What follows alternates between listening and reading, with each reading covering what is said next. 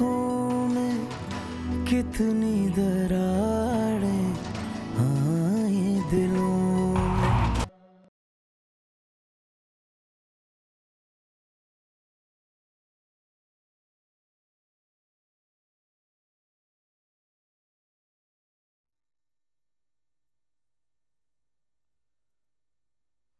खुदा तुम्हें हर बला और हर मुसीबत से दूर रखे।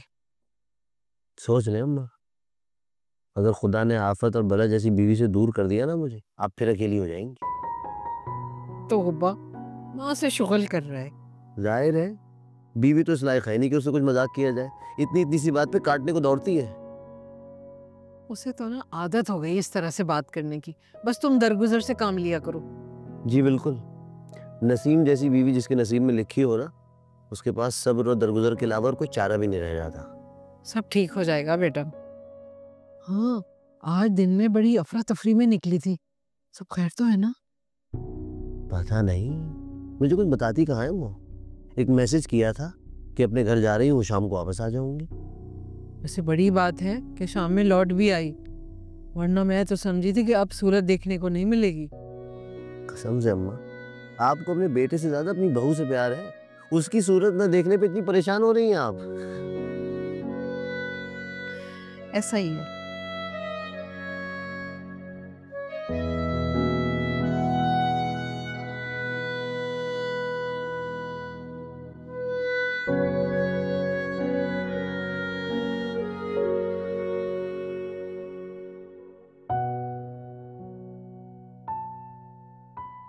आई थिंक आपको बिजनेस स्टार्ट कर देना चाहिए बेकिंग का।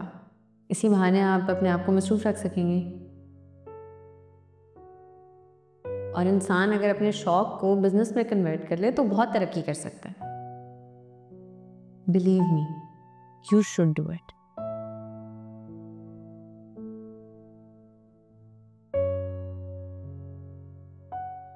कशिफ शायद ठीक ही कह रही है। मुझे शदीद किसी एक्टिविटी की ज़रूरत है, वरना ये डिप्रेशन तो मुझे हार ही डालेगा।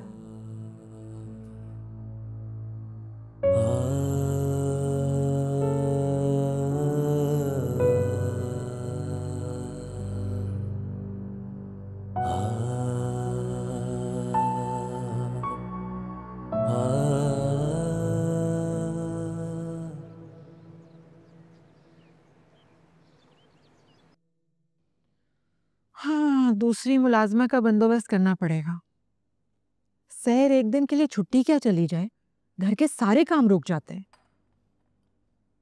पहले तो सायरा संभाल लेती थी। चलो बेध्यानी में ही सही है, लेकिन तुमने इस बात का एतराफ तो किया कि सायरा ने घर संभाला हुआ था। लेकिन अब जो बहू आई है ना, बस सायरा नहीं है। उसके तेवर तो कुछ और ही कह रहे हैं।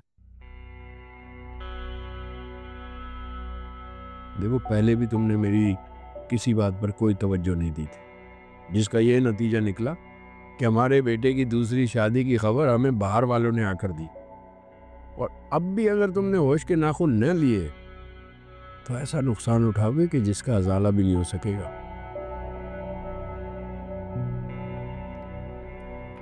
अब फिर शुरू हो गया सुबह सुबह। आखिर आप चाहते क्या है? सायरा की खातिर मैं रजा और उसके होने वाली औलाद को दरबदर कर दूं? बहुत माजरत नहीं साहब, मैं ऐसा नहीं करूंगी। मैं आपकी तरह बेहिस नहीं है ना। हमारी औलाद है वो, हम उसे बेआसरा कैसे छोड़ सकते हैं? तो जिसको आसरा देकर लाई हो उस पर नजर तो रख सकती हो। साफ साफ कहिए, क्या कहना चाहते, मुझे समझ नहीं आई। अरफा, ये लड़की सायरा नहीं है जिसके हवाले तुम पूरा घर करके मुतमईन रहो। पेट भरे और महरूमियों में पले इंसान में बड़ा फर्क होता है। सायरा को किसी चीज की हवस नहीं थी, लेकिन इस लड़की ने रजा से शादी सिर्फ पैसों के लिए की है। हो सकता है कि वो यहाँ किसी मकसद के तहत आई हो।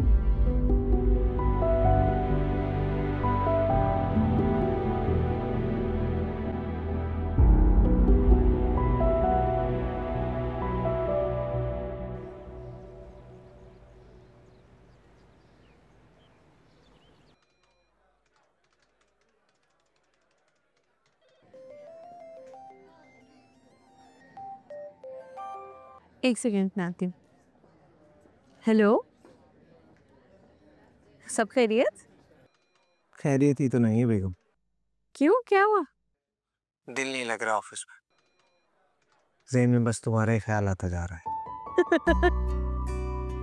ऐसा लग रहा है जैसे माइंड में कोई फिल्म चल रही है और जिसकी हीरोइन तुम हो।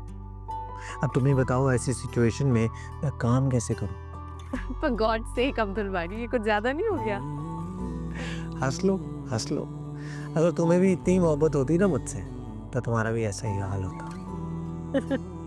मगर तुम्हें तो कोई फर्क ही नहीं पड़ता। तुम तो वहाँ लोगों का इलाज करती फिर रही। यहाँ तुम्हारा शौहर तुम्हारी मोहब्बत में तड़प तड़प के जान दे दी। हाँ, तो मैं और कर भी क्या सकती हूँ? जिस बीमारी में आप मुब्तला है ना, इसकी कोई दवा नहीं है, ये लाइलाज है। मुझे तुमसे ऐसे ही जवाब की उम्मीद थी। बिल्कुल डफर हो तुम। पता नहीं डॉक्टर कैसे बन रही। इसलिए क्योंकि इसमें दिल का इस्तेमाल नहीं करना होता, दिमाग का इस्तेमाल करना होता है। कसम से यार कश्यप, तुमने सारे मूड की ना ऐसी की तैसी कर दी। अब तुम ऐसा करो, तुम फोन मत कर दो। देखा, मेरा नुस्खा काम कर गया, दिमाग आ गया ना ठिकाने। चलो अब काम करो, मुझे भी पढ़ने दो। Okay, bye bye.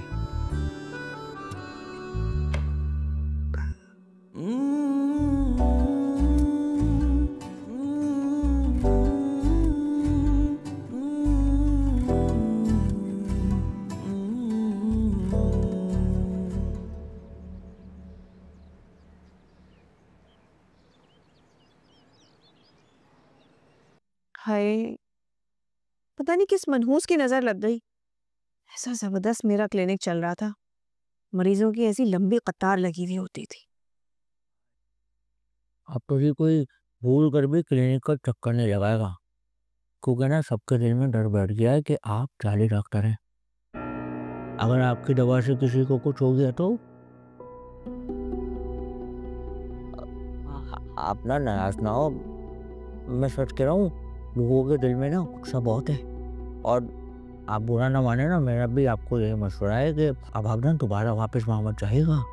अगर किसी ने आप पर हमला कर दिया तो भाई देखिए, मैं तो हूँ लड़का, किसी दिन ना छुप छुपा कर आपके क्लिनिक पर मैंने रखे हुए थे नजर, ताकि कोई आग वाग न लगा रहे। लेकिन भाई अब मेरी भी हिम्मत जवाब दे गई है, ज़्यादा बेटर यही है कि अब आप जाने और आपका क्लिनिक। भाई अपना मेरी जिम्मेदारी खत्म, आप ऐसा करें, मेरा हिसाब किताब कर दें और मुझे सुलटा करें। ये लीजिए। क्या मतलब है तुम्हारा कलीम? तुम नौकरी छोड़ के जा रहे हो? जब आपका क्लिनिक ही नहीं होगा तो मैं नौकरी कहाँ करूँगा डॉक्टर बाजी? ये सिर्फ थोड़े दिनों की बात है। मैं दोबारा अपना क्लिनिक खोलूंगी और तुम देखना, लोगों के दिलों में नए सिरे से जगह बनाऊंगी। भाई तब की ना तब देखी जाएगी। तब तक मैं घर पर हाथ पे हाथ रखकर तो नहीं बैठ सकता ना, और ना ही घर वालों को भूखा मार सकता हूँ। लेकिन भाई सच्ची बात तो ये है कि घर जो है ना झप्पियों से जलता है, पैसों से। आपको ना बड़ी मेहरबानी होगी, मुझ पर एक कर्म करें, मेरा हिसाब किताब चुकता करें और मुझे चलता करें। करीम, अभी तो मेरे पास पैसे नहीं है, कुछ दिन बाद आ जाना, मैं तुम्हें तुम्हारे पैसे दे दूंगी। अच्छा, बड़ी मेहरबानी। अल्लाह हाफिज। चल भाई कलीम, अल्लाह ही हाफिज है।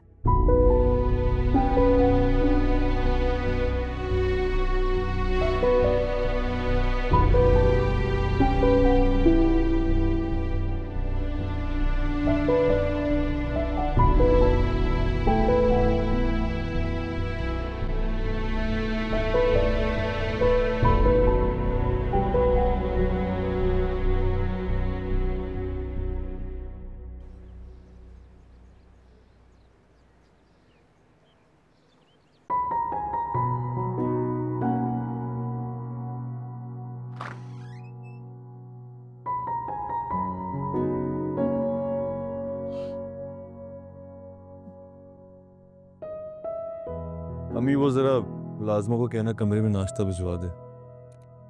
अपनी बीवी से कहो, वो बना देगी। इस तरह की बातें कर रही हैं अम्मी, आपको अच्छे से उसकी कंडीशन का पता है, वो कैसे नाश्ता बनाएगी? कहे ना उसको बना दे। क्या हो गया उसकी कंडीशन को? ऐसी कंडीशन में क्या लड़कियां काम नहीं करती हैं घर के? और मैं कौन सा उसे पूरे घर की जिम्मेदारी सौंप रही हूँ? सिर्फ एक नाश्ता ही तो बनाना है ना, वो भी नहीं बना सकती क्या?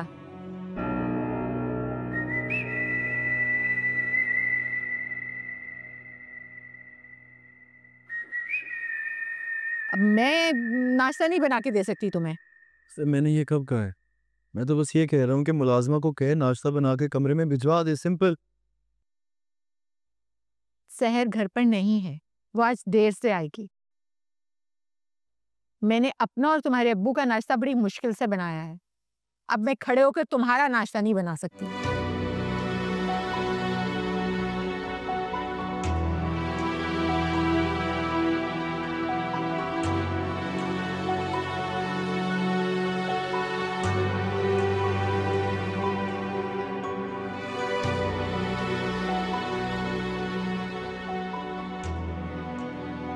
अब पता चलेगा मौसूफ को बेचारी सायरा कैसे ट्रे सजा सजा के इसके सामने पेश करती थी। अब करवाए ना दूसरी बीवी से वैसी खिदमत।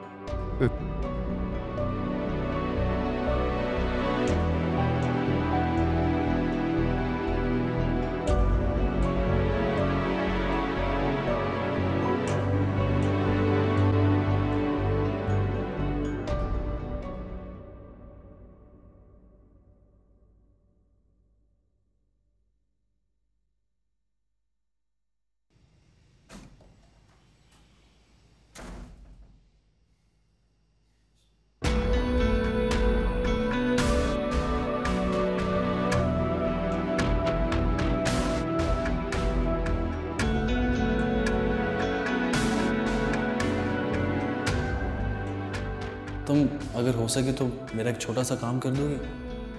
वो मेरे कपड़े रेडी कर दो। जी अभी।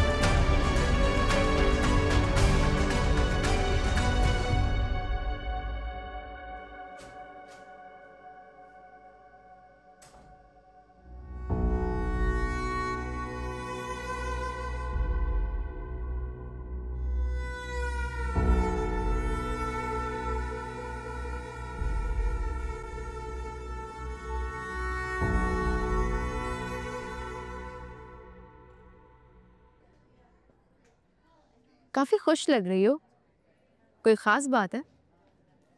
नहीं तो तुम्हें ऐसा क्यों लग रहा है? कुछ तो है बेटा।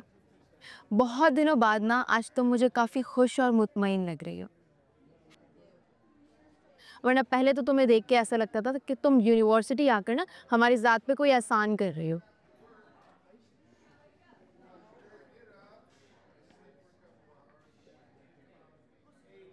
You know what, कमल, तो एक्चुअली बिल्कुल ठीक कह रही हो। मुर्तज़ा वाले एपिसोड के बाद ना मेरा कुछ करने को दिल ही नहीं करता था, ना पढ़ाई करने को ना यूनिवर्सिटी आने को। ऐसे लगता था कि सब कुछ छोड़ दूं। मैं वो भी नहीं कर सकती थी क्योंकि इस मुकाम तक पहुंचने के लिए बहुत मुश्किलें झेली हैं मैंने। बस इसी खींचातानी में पूरा दिन गुजर जाता था। इंसान जब अंदर से खुश ना हो ना तो बाहर की रौनकें भी अच्छी नहीं लगती।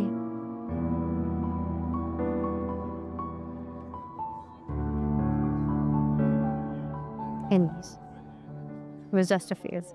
It's over now. So now what? तुम अपनी मैरिड लाइफ में एडजस्ट हो गई।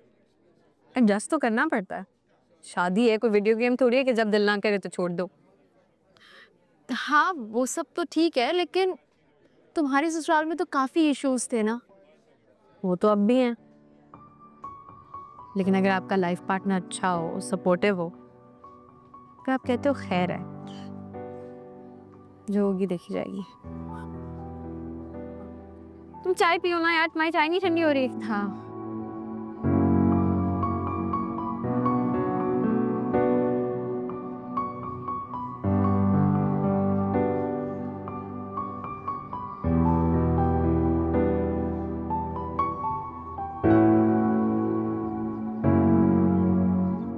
अरे तुम लोग चाय तो लो ना। मैंने खास कर अब्बा जी से पत्ती मंगवाई है अलग किस्म की, वरना आजकल वो डब्बे की पत्ती में तो मजा ही नहीं आता। अरे शमीम, तुम कहीं गई हुई थी क्या? अभी कुछ दिन पहले हम लोग आए थे तो तुम मिली ही नहीं। हाँ वो जरा मुझे एक जरूरी काम था। हम तो कुछ और ही सुनकर आए थे यहाँ पर, लेकिन तुम तो बहुत बेफिक्र लग रही हो। लग ही नहीं रहा कि कोई मसला हुआ है तुम्हारे साथ। कैसा मसला? अरे वही कि पुलिस पकड़ कर ले गई थी तुम्हें। मोहल्ले में बातें हो रही हैं तुम्हारे मुतालिक, कोई कुछ कह रहा है, कोई कुछ कह रहा है, और मैंने तो यहाँ तक सुना है कि तुम्हारी दवा से किसी मरीज की जान चली गई है। शमीम, ये सच है बात? अरे बकवास करते हैं सब। इतने सालों से मैं सारे मोहल्ले का इलाज कर रही हूँ, आज तक कोई मरा है मेरी दवा से? नहीं ना, तो फिर अब कैसे हो गया? जरा सी बात पे राई का पहाड़ बना देते। जितने मुंह उतनी बातें। यही मैं नुसरत को कह रही हूँ कि शमीम बाजी तो पूरे मोहल्ले की डॉक्टर बाजी है, उसकी दवाई से सबको शिफा मिली है और कभी किसी के साथ कुछ उल्टा सीधा नहीं हुआ। जरूर ये किसी दुश्मन की कार्रवाई है। हाँ और नहीं तो क्या। अब देखो, खुदा न खास्ता अगर वाकई में ऐसी कोई बात होती तो पुलिस मुझे इतने आराम से छोड़ देती?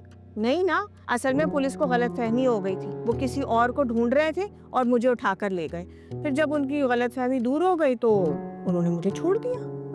वही तो मैं कह रही हूँ कि हमारी पुलिस का तो बस अल्लाह माफ करे इतना बुरा हाल है, जो उनके हत्थे चढ़ जाता है बस समझ लो उसी की शामत आ गई, बस वो गया काम से। वैसे शमीम, चाय बहुत अच्छी बनी है।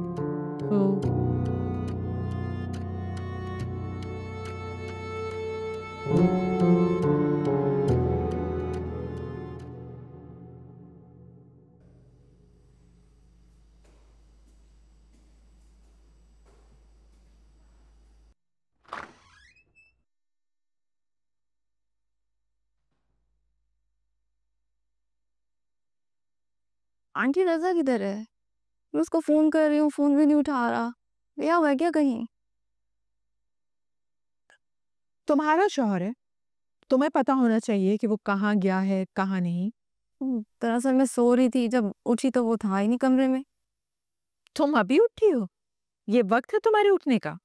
अब नहीं, जब मैं ऑफिस जाती थी तब तो जल्दी उठ जाती थी, लेकिन जगह चेंज हो गई है, नींद आने में बहुत मुश्किल हो रही है, इसीलिए थोड़ी देर हो गई। अब आप बताइए, आपको कोई काम है तो मैं कर दूंगी। अब क्या काम करोगी? सारे काम तो हो चुके।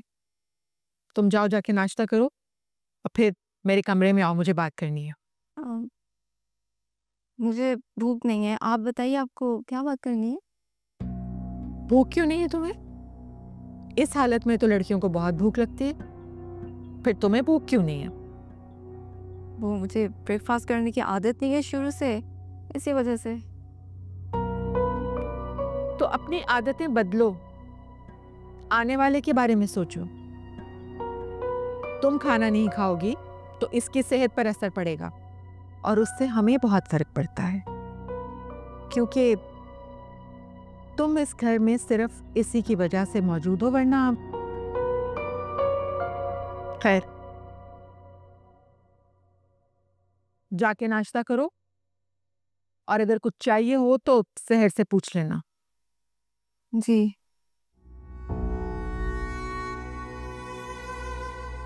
बहुत ही खड़ूस है ये तो। रज़ा कहाँ रह गया?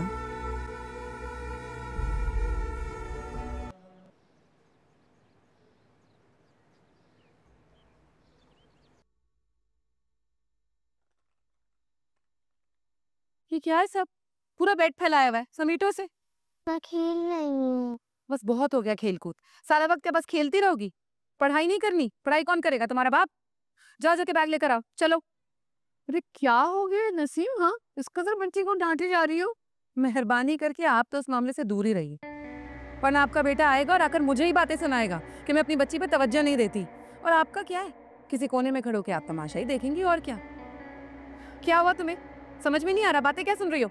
चलो जाओ लेकर आओ किताबें अपनी, उन्हें थप्पड़ खींच के मारूंगी। ना डांटोगी, बच्ची सहम गई हो, देख नहीं रही हो तुम।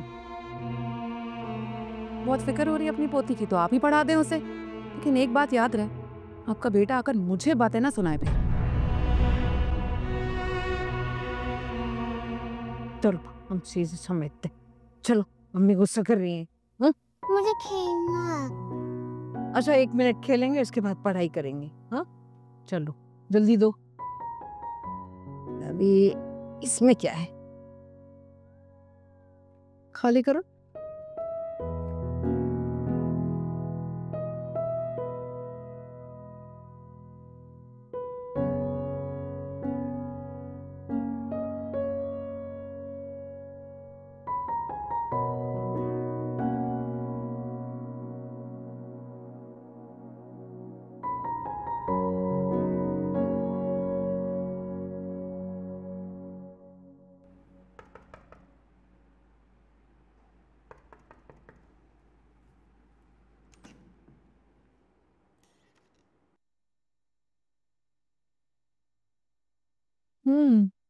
आओ।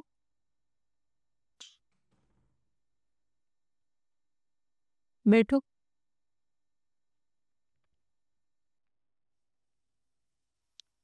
देखो लड़की, शुमाइला, शुमाइला नाम है मेरा। अगर आप मुझे मेरे नाम से पुकारेंगी तो मुझे अच्छा लगेगा। तुम्हें अच्छा लगने या बुरा लगने की जिम्मेदारी मेरी नहीं है। मेरे अपने कुछ तौर तरीके हैं, उसी हिसाब से चलती हूं मैं। तुम इस घर में जबरदस्ती लाई गई हो। एक बात अच्छी तरह समझ लो, मजबूरी थी इसलिए इजाजत दी, नहीं तो अब तक मुझसे इस बात पर खफा हैं। लेकिन मैं नहीं चाहती थी कि मेरे बेटे की औलाद सड़कों पर धक्के खाए, इसलिए तुम्हें इस घर में बर्दाश्त कर रहे हैं। कहीं तुम ये ना समझने लगो कि हमने खुशी से तुम्हें अपनी बहू तस्लीम कर लिया है।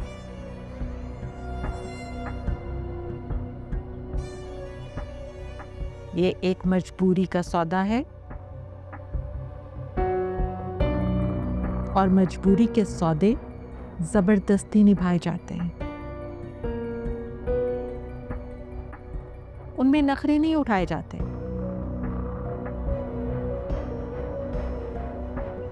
नखरे तो मैंने उसके नहीं उठाए जिसे मैं बहुत चाव से ब्याह कर इस घर में लाई थी। तुम तो जबरदस्ती हमारी जिंदगियों में शामिल हुई हो।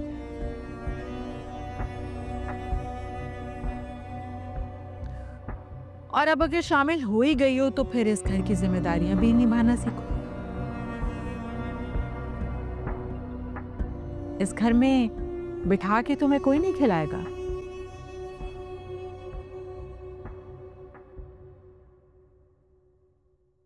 आज से रजा के सारे कामों की जिम्मेदारी तुम्हारी है।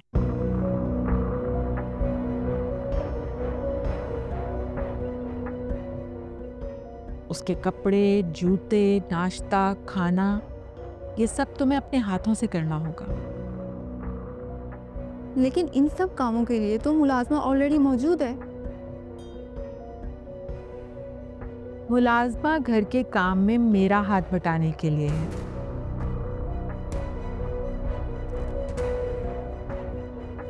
तुम्हें अपने शौहर के सारे जाती काम खुद करने होंगे। पहले ये जिम्मेदारी सायरा की थी, अब तुमने उसकी जगह ली है तो जिम्मेदारी भी उठाओ। आज के बाद मुझे किसी काम के लिए तुम्हें कहना ना पड़े। अब जाओ यहां से।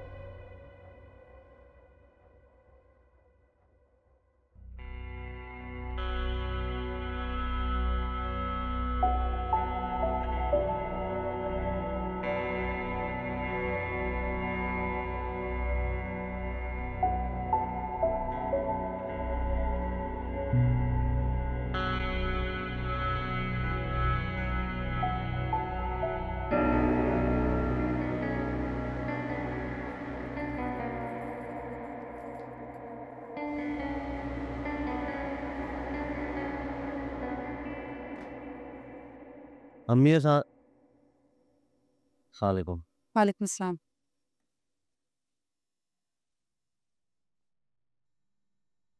अम्मी कहाँ है? दिख रही है यहाँ पे, कमरे में होंगी और क्या। गर्मी है।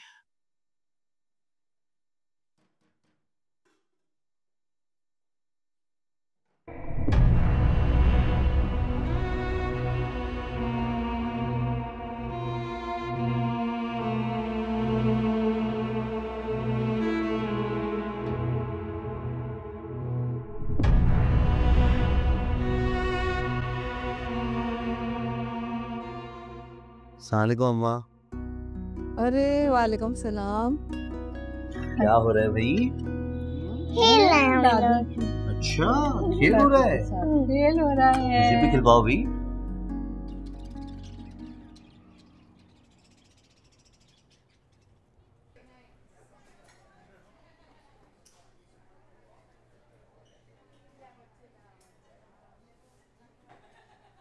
ऐसे क्या देख रहे हो?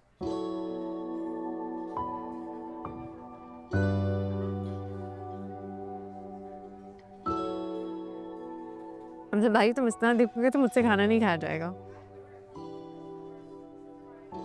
यार तुम मुझे कंफ्यूज कर रहे हो।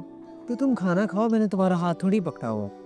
मगर इस तरह नजरें जमाए तो बैठे हुए हो ना, इस तरह देखोगे तो मैं कैसे खाऊंगी? तुम मुझे कंफ्यूज कर रहे हो। कमाल है, शादी से पहले मुझे हर बात पे झाड़ देते थे तुम, और आज मेरे देखने से कंफ्यूज हो रही। शादी से पहले बात और थी, तब तुम सिर्फ मेरे कजिन थे, और अब? और अब क्या? कुछ नहीं, खाओ।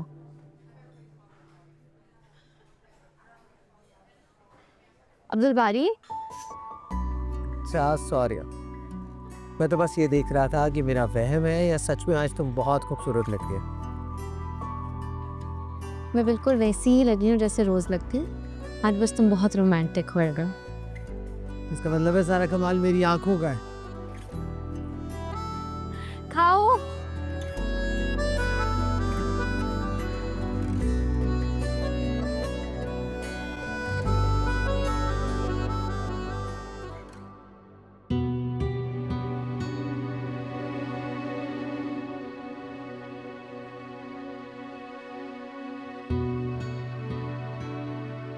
अब तो ये कोई भूल कर भी क्लिनिक का चक्कर नहीं लगाएगा, क्योंकि ना सबके दिल में डर बैठ गया है कि आप जाली डॉक्टर हैं। अगर आपकी दवा से किसी को कुछ हो गया तो आप ना नाराज ना हो। मैं सच कह रहा हूँ, लोगों के दिल में ना गुस्सा बहुत है, और मैं तो आपको भी मशवरा दूंगा कि आप भी ना दोबारा वहाँ मत जाइएगा। अगर किसी ने आप पर हमला कर दिया तो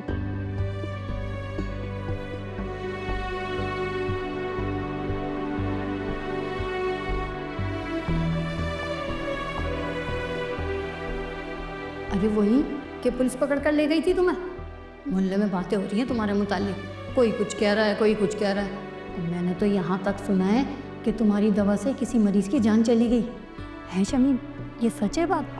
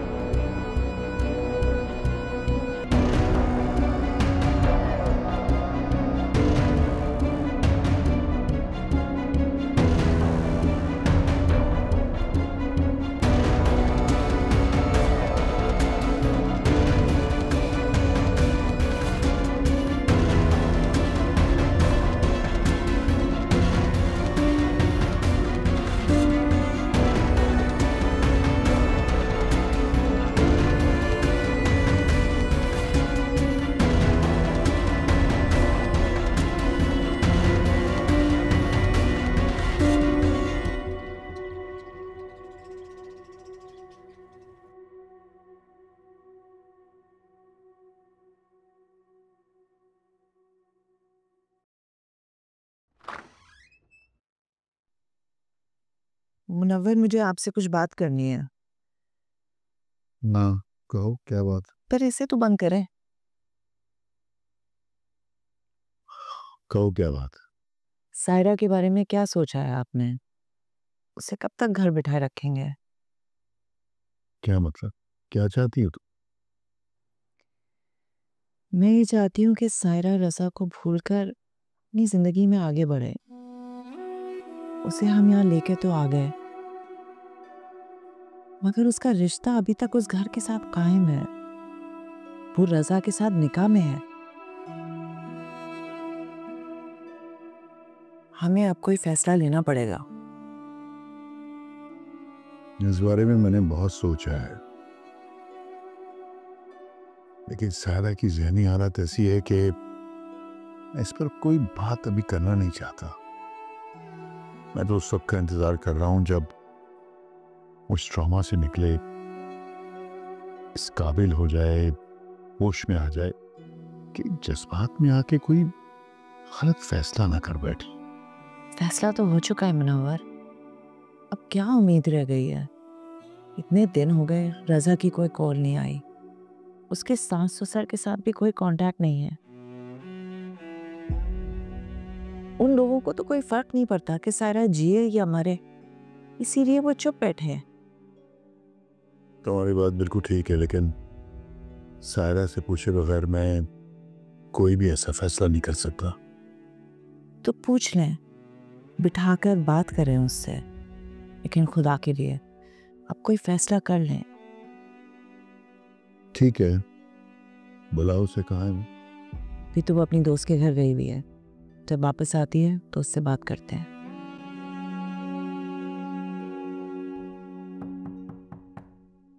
आ जाए। बेगम साहिबा, आपकी वो दोस्त सालिया बीबी आई हैं। अच्छा, उन्हें बिठाओ। जी। मैं आती हूँ।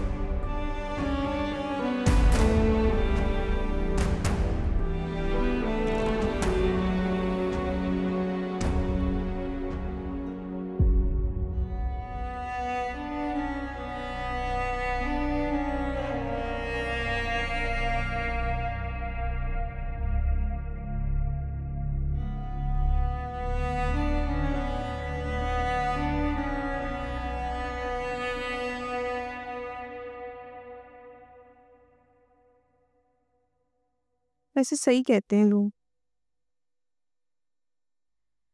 इंसान अपने भाई बहनों के लिए चाहे कितना कुछ कर ले, एक खास वक्त के बाद लोग सब कुछ भूल जाते हैं। यहाँ हम दाल दलिया खा के गुजारा कर रहे हैं, वहाँ उन दोनों को अपनी अय्याशियों से ही फुर्सत नहीं है। किनको अय्याशियों से फुर्सत नहीं है? किसकी बात कर रही हो? किसकी बात करूंगी अब्बा जी? अब्दुल बारी की बात कर रही हूँ।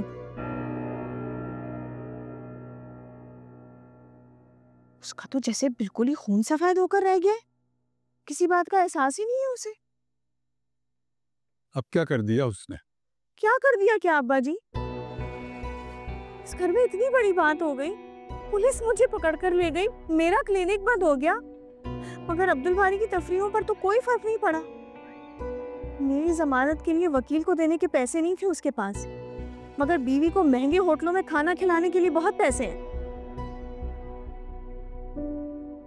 उसे इतना भी एहसास नहीं है कि अब्बा और बाजी दाल सब्जी खा के गुजारा कर रहे हैं। इन हालात में सब कुछ जेब देता है। इस तरह कब तक चलता रहेगा अब्बा जी? इन दोनों ने तो घर को होटल समझ रखा है। दोनों सुबह उठकर काम पर चले जाते हैं, शाम को वापस आकर फिर कमरे में बंद हो जाते हैं। घर के किसी काम या जिम्मेदारी में कोई हिस्सा ही नहीं लेता, कोई एहसास ही नहीं है। और वो कशफ बीबी, पहले तो लगे बंदे 2-4 काम कर लेती थी, अब तो वो उससे भी गई। जाहिर सी बात है, मियाँ ने इतनी छूट दे रखी है, वो तो इस बात का पूरा फायदा उठाएगी। कोई उसे रोकने टोकने वाला ही नहीं है। आपने भी अब्बा जी इस मामले में बिल्कुल खामोशी इख्तियार कर रखी है। नमदों को वो वैसे ही मुंह नहीं लगाती।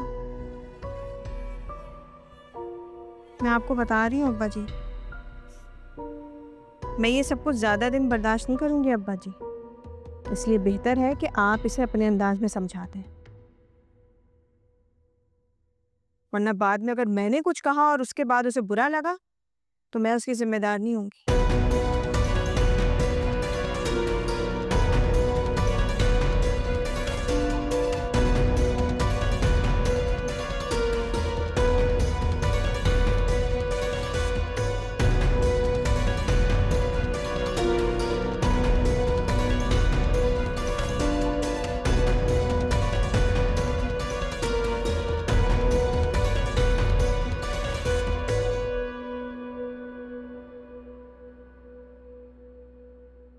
अगले दुखों में कितनी दरारें आए दिलों में, ऐसी कयामत कैसे है दुखड़े बिखरे हो जैसे तन मन के टुकड़े, मर मर के जीना आंसू भी पीना देखा हमेशा सांसों को उखड़े।